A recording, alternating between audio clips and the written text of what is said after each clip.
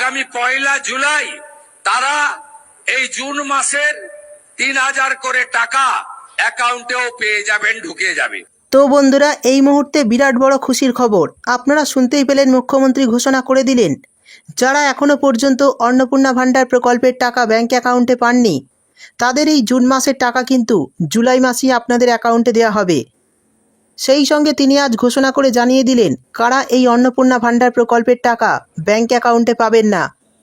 তো চলুন মুখ্যমন্ত্রীর কাছ থেকেই শুনে নিই, যারা এখনও এই অন্নপূর্ণা ভাণ্ডার প্রকল্পের টাকা ব্যাংক অ্যাকাউন্টে পাননি তাদের টাকা দেওয়ার বিষয়ে আজ মুখ্যমন্ত্রী লাইভে কী জানিয়েছেন, সেই সঙ্গে কারা কারা আগামী দিনে এই প্রকল্পের টাকা ব্যাংক অ্যাকাউন্টে পাবেন না, সমস্ত কিছু লাইভের মাধ্যমে দেখে নেব।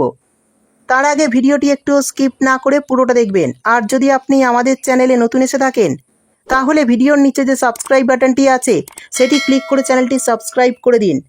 আর পাশে থাকা নোটিফিকেশান বেলটি অন করে রাখুন এই ধরনের সরকারি প্রকল্পের গুরুত্বপূর্ণ ভিডিও সবার আগে পাওয়ার জন্য। তো চলুন বন্ধুরা, ভিডিও শুরু করা যাক। তো চলুন দেখে নেই এই অন্নপূর্ণা ভাণ্ডার প্রকল্পের টাকা দেওয়া নিয়ে আজ মুখ্যমন্ত্রী লাইভে কি জানিয়েছেন, যারা এখনো টাকা পাননি তাদের টাকা কবে ঢুকবে।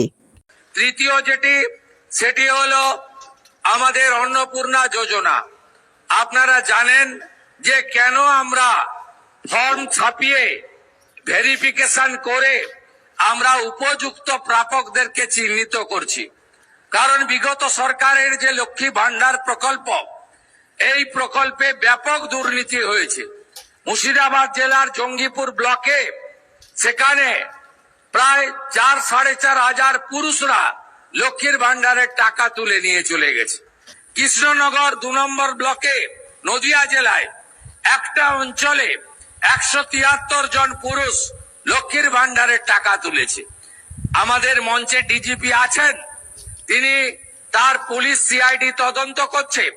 একটা বড় র্যাকেট আমাদের মা বোন দিদিদের হকের অর্থ, সরকারি অর্থ লুট করেছে। তাই আমরা পরিচ্ছন্নতার সঙ্গে ফর্ম ফিল আপের মাধ্যমে আমরা আপনাদের দিতে চাই। আমরা দিতে চাই তাদের যারা সরকার বা সরকার পোষিত বা প্রাইভেট স্কুল যেখানে সরকার অনুমোদিত, সেই স্কুলে আপনাদের বাচ্চাদেরকে পড়াশোনা আপনারা করান। সেক্ষেত্রে বেসরকারি প্রাইভেট স্কুলেও আমরা দেব যারা কেন্দ্রীয় বা রাজ্য বোর্ডের অনুমোদন পেয়েছে। কিন্তু আমরা এমন কোন জায়গায় দেব না যেখানে ধর্মীয় শিক্ষা দেওয়া হয়, যেখানে ভারত বিরোধী কথা শেখানো হয়। সেখানে যারা পড়াশোনা করেন তাদের পড়াশোনাটা আমাদের মূল স্ট্রিম এডুকেশন, মূল ধারার শিক্ষার মধ্যে পড়ে না, আমরা তাদেরকে দেব না।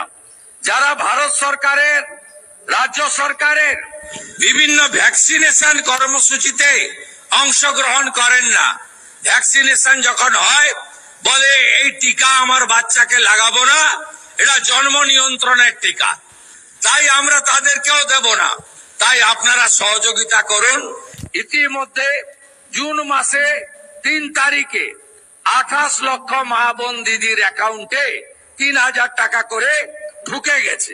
এখন অব্দি 1,05,00,000 আমাদের মা বোন দিদি তারা এই অন্নপূর্ণা যোজনায় নাম নথিভুক্ত করেছেন। তাদের ভেরিফিকেশন কমপ্লিট করে আমরা পোর্টালে আপলোড করে দিয়েছি এবং এরা আগামী 1 জুলাই তারা এই জুন মাসের 3000 করে টাকা অ্যাকাউন্টেও পেয়ে যাবেন, ঢুকে যাবে। এতটুকু চিন্তা করবেন না। এখনো যারা বাকি আছেন জনকল্যাণ শিবিরে আপনারা ফর্ম ফিল আপ করুন, আধিকারিকরা সাহায্য করবে এবং আমরা প্রয়োজন হলে আমাদের বাড়ি বাড়ি গিয়ে সেই সহযোগিতা আপনাদেরকে করব। এর বাইরেও আগামী 22 তারিখে রাজ্য বাজেট আছে, সেখানে যুবকদের জন্য, সরকারি কর্মচারীদের জন্য, আমাদের শিক্ষিত চাকরি প্রার্থীদের জন্য আমাদের আরো অনেক কর্মসূচি আপনারা দেখতে পাবেন। যেহেতু বাজেট আছে আমি তার আগে বলতে পারবো না। তো বন্ধুরা, শুনতেই পেলেন মুখ্যমন্ত্রী জানিয়ে দিলেন সরকারি বেসরকারি স্কুলে যে সমস্ত মা বোনেরা তাদের সন্তানদের পড়ান তারা কিন্তু এই প্রকল্পের সুবিধা পাবেন। কিন্তু এমন কোনো জায়গায় তারা টাকা দেবে না যেখানে ধর্মীয় শিক্ষা দেওয়া হয়। সেই সমস্ত পরিবারের মা বোনেদের ব্যাংক অ্যাকাউন্টে কিন্তু এই প্রকল্পের টাকা দেওয়া হবে না। এছাড়াও ভ্যাকসিনেশনের কর্মসূচিতে যারা অংশগ্রহণ করেন না, অর্থাৎ যারা বলেন এই টিকা বাচ্চাদের দেব না, এটা জন্ম নিয়ন্ত্রণের টিকা, তারাও কিন্তু এই অন্নপূর্ণা ভাণ্ডার প্রকল্পের টাকা পাবেন না, এমনটা কিন্তু মুখ্যমন্ত্রী স্পষ্টভাবে জানিয়ে দিলেন। তিনি জানিয়েছেন এখনও পর্যন্ত 1,05,00,000 মা বোন এই অন্নপূর্ণা ভাণ্ডার প্রকল্পে নাম নথিভুক্ত করেছেন। তাদের ভেরিফিকেশন কমপ্লিট করে পোর্টালে আপলোডও হয়ে গেছে। এরা 1 জুলাই তারা কিন্তু এই জুন মাসে 3,000 টাকা ব্যাংক অ্যাকাউন্টে পাবেন।